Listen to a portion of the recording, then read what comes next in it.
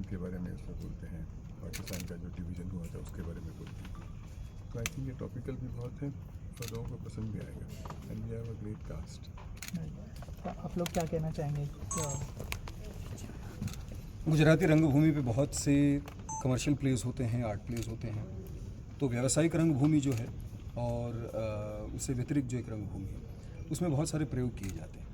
लेकिन ऐसा प्रयोग शायद पहली बार हो रहा है गुजराती में कि जो नाटक मराठी में इतना सफल रहा, हिंदी में इतना सफल रहा, अंग्रेज़ी में भी इतना सफल रहा, और जब मैं इसी नाटक का एक अंग्रेज़ी प्रयोग देखने के लिए आया था और तब मैं मध्यांतर में बाहर लोगों को सुन रहा था तो उनमें चर्चा हो रही थी कि ये गुजराती में क्यों नहीं होता। तब जाके मुझे ये ज्ञात हुआ कि वो जो प्रेक्षक वहाँ खड़े थे वो गुजराती थे और वो इंग्लिश प्ले देखने आए थे, और चूंकि उनके मन में एक ऐसी जंखना थी कि नहीं ये गुजराती में भी होना चाहिए इसका मंचन, और जब हमने इसको प्रेजेंट करने का सोचा तो ऑब्वियसली जो निर्माता हैं वो और जो दिग्दर्शक हैं वो दो बहुत अहम पहलू हैं।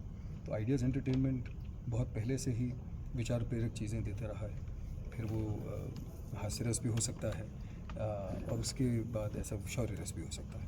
भरत दाभोलकर जी का जब नाम जुड़ता है तब ऐसा लगता है कि कुछ ना कुछ ऐसा होगा जो जब आप रंगमंदिर से घर जाते हैं, नाट्य मंदिर से घर जाते हैं तो एक सोचने पे मजबूर कर देने वाली बात।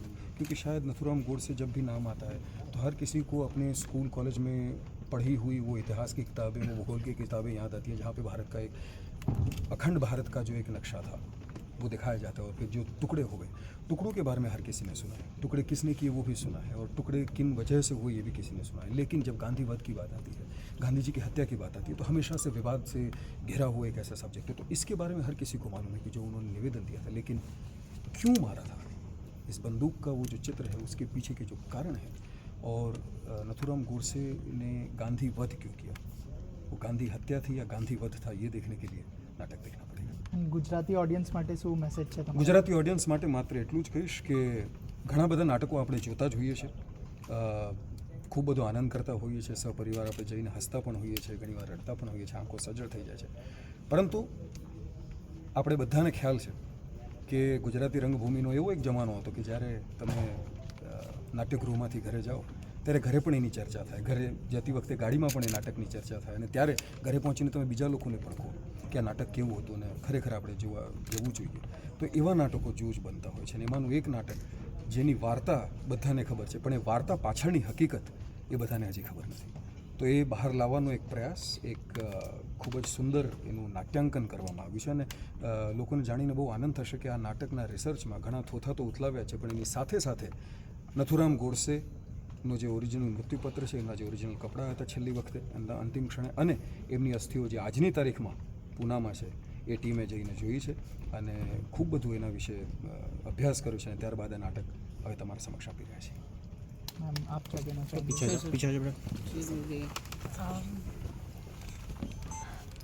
बहुत अच्छा प्ले है, और मैं जब इस टीम के साथ जुड़ी सबसे ज़्यादा, जबकि पता होना चाहिए सबको, लेकिन सबसे ज़्यादा मुझे नथुराम के बारे में और गांधी जी के बारे में मुझे अब जाके पता चला है.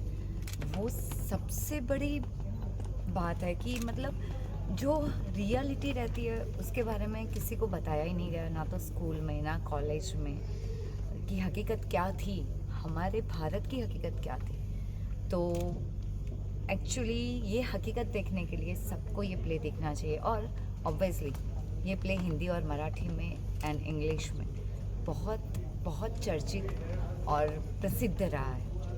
तो देखते हैं अभी हमारे गुजराती ऑडियंस कैसे रिस्पॉन्स करती है. ये पूजा का सामान है. Thank you. आइए प्लीज सब लोग शो चालू करते हैं. यस.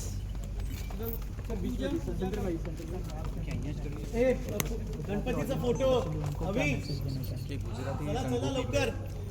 मैक्सिमम नाटक ऐसे जो है एंटरटेनमेंट होते हैं, लोग हंसते हैं, खाते हैं, घर जाते हैं, भूल जाते हैं. बहुत कम नाटक ऐसे हैं जिसको देखने के बाद इंसान उसको सोचता है, उसका इम्प्रेशन चेंज होता है, उसकी थिंकिंग चेंज होती है, उसको समझ में आता है कि ये चीज़ हमें पता ही नहीं थी, और उसका इम्पैक्ट, विजुअल इम्पैक्ट जो है वो बहुत ज़्यादा होता है. तो ऐसे बहुत कम नाटक बने, उसमें से ये नाटक है नथुराम गोडसे मलूज वर्ष है. और दूसरा ये कि ये हकीकत है जो इतने सालों तक बाहर आई नहीं. ये मराठी नाटक की वजह से ये हकीकत बाहर आई। अब हिंदी में इंग्लिश में बाहर आ रही है, लेकिन गुजराती ऑडियंस बहुत सारी, क्योंकि आंटी जी भी बेसिकली गुजरात से है, तो बहुत ज़रूरी है कि गुजराती ऑडियंस को भी इस हकीकत से वाकिफ कराया जाए।